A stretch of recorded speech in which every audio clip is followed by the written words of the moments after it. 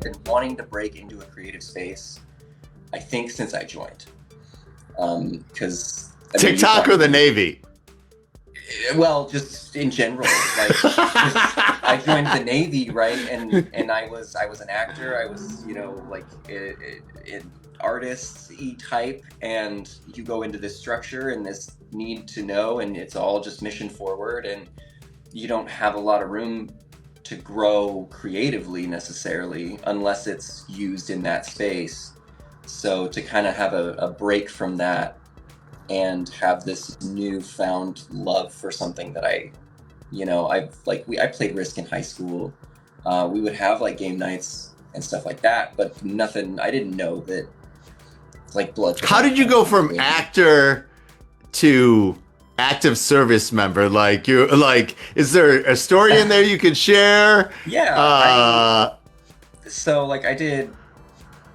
Ultimately, that was what I wanted to do. It just I come from not the most wealthy of families, and there were a lot of times where we didn't know if the water was going to shut off or if we're going to have lights tomorrow.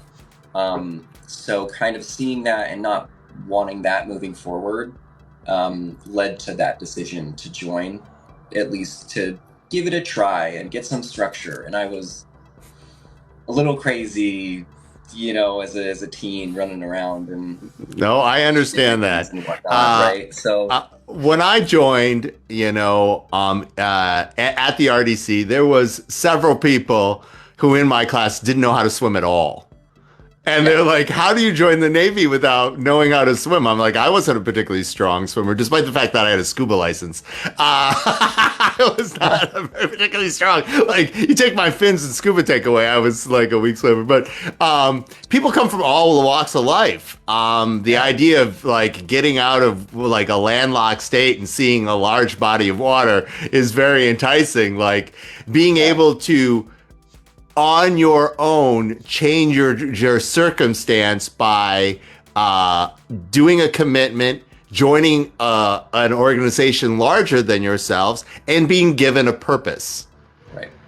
And those things are really, really important for today's topic. Like, why do gamers and military people have such an overlap, at least in particular when they get out? And you have intimated that it might be your time to look at gaming or something after your shore duty is done, and so forth and whatnot.